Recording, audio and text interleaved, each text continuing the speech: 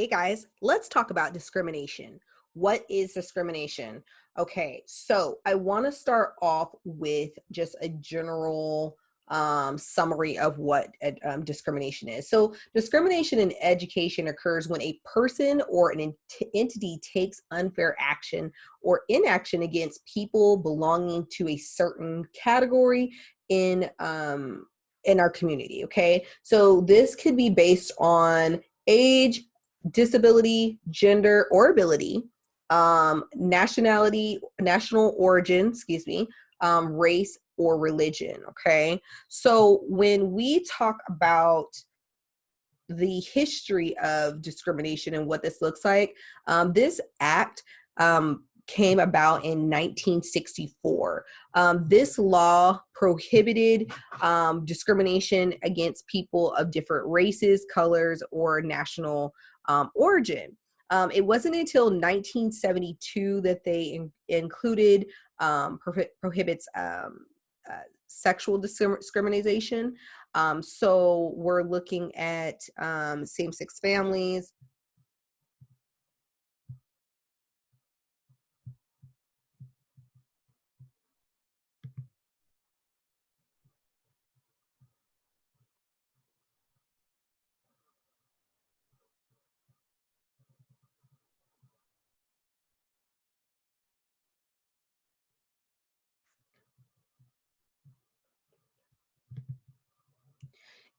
Okay, so it wasn't until 1972 that another portion of the law was passed, which prohibits discrimination based off of sexual orientation. So that's female or male, which is a huge thing because there were so many women that couldn't even work because of discriminatory things. We next have the next law that passed, which was in 1973, which prohibited discrimination against disabilities. And then in 1990, that's when the prohibitions.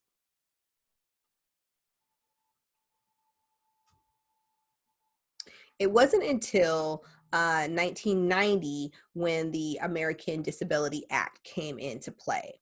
So one of the things that I want us to do, which is really hard, I think, as educators, because we want to say that we are unbiased, we have perfect views, but how does your view impact families, and how does your view actually impact how we support families? So, one of the things that I think is important is that we respect and recognize all families, no matter if we can visibly see the difference or not see the difference. Everyone needs that respect. Everybody needs to know that their family is valued, and you are creating a partnership. When supporting families, it's important for us to make those connections. You can't support a family if you don't know them. And so I want you to think about in your class or in your community that you work with, how many families do you really know? And do you know them on a surface level, or do you know them on a deep level? And I know it could be very hard for teachers to make these connections because we are literally with the kids when the families come pick up.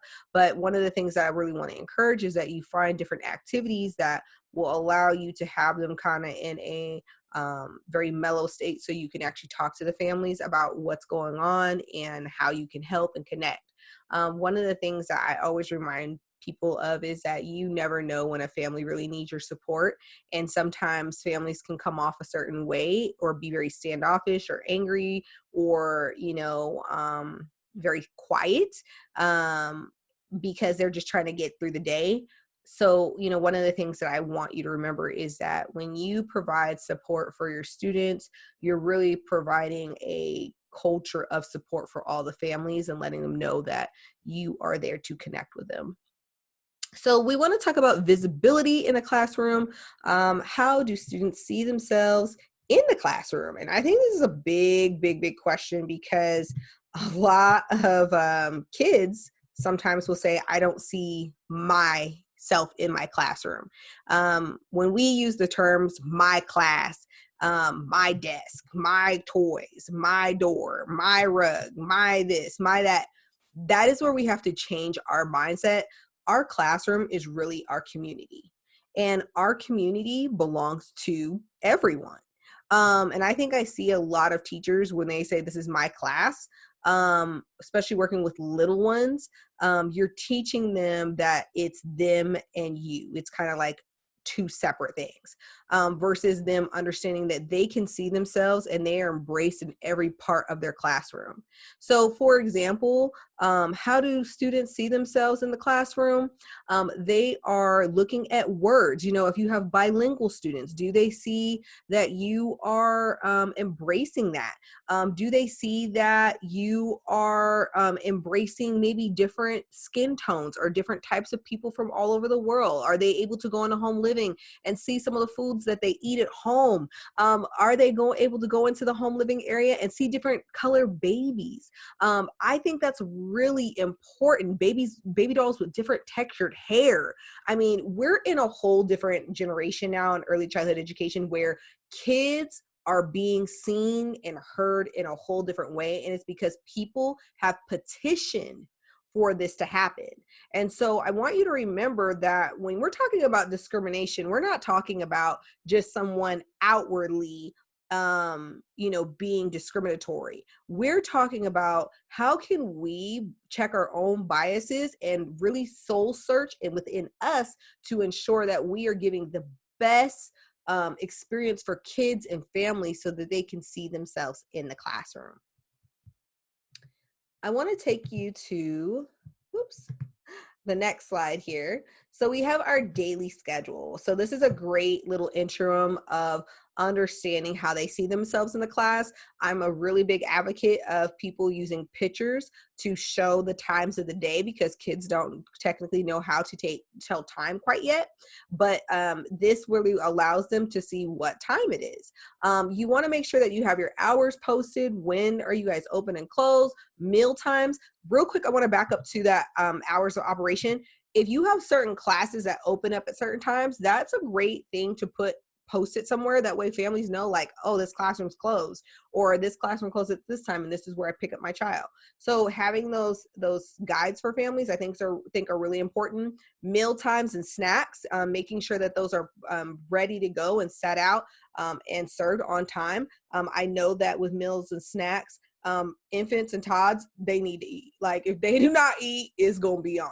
So, it's really important for you to make sure you have those snacks and make sure you're following that schedule because that is really important to them.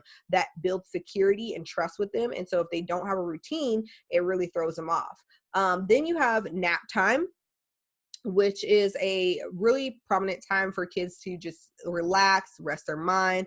But the one thing I want to remind you guys is never to make your kids lay down and sleep. There's so many kids out here that are going through a lot of things, and sleep can be very traumatizing for them. So if they are being forced to lay down and forced to go to sleep, you could actually be re-triggering something and actually re-triggering an experience or experience that they're currently having.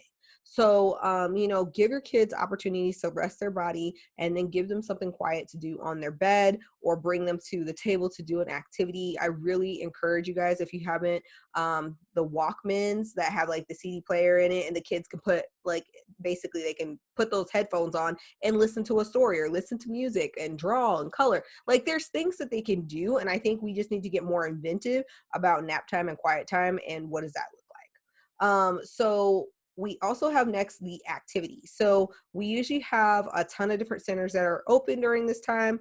And this is really important for us to have a variety of activities.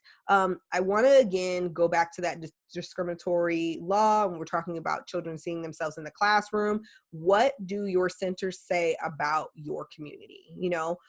Are they able to see themselves in a whole different way? Are they able to see themselves reflected in the classroom, or do they see you reflected in the classroom? If you want to teach yourself, hey, you do your thing, girl or guy, and teach yourself, okay? But you are here to teach children and they need to see themselves within the classroom. So how do we move myself down here? How do we keep track of our students and back up here. How do you keep track of your students? Okay. Are you using an attendance sheet, iPad, writing out form. How are you doing that? Next part I want you to think about are families required to sign in daily, in and out. This is really important. Again, this goes back to our disaster plan. If you have a whole bunch of kids and you don't know who's here and where they're at and how many kids you have, you're setting yourself up for failure. Just a quick tip here: if you use like any electronic attendance to make to basically do your attendance on, it really makes it easier for you to keep track, and also allows you to keep documentation. And it's a great filing system for you so that you don't have to worry about keeping those things. So I want to thank you guys for listening to that second part of our presentation. I'm going to come back here to child abuse reporting laws, requirements. What does that look like, and what do you need to know? But I want you to go back into the classroom if you're not already there, and I want you to look at a video about discrimination. It's a really interesting video. It's called "What Would You Do?" And I think this is a really good video because there's a lot of times directors or management won't see something, but teachers will see something, okay? And they don't say something because they don't want to start any mess. I really want to encourage you to take that time to make change, to really take the time to say, you know what, this is not right. I don't believe in this, and I need to have this conversation with this teacher and stand up. So I want to hear from you. Check out the video and post below.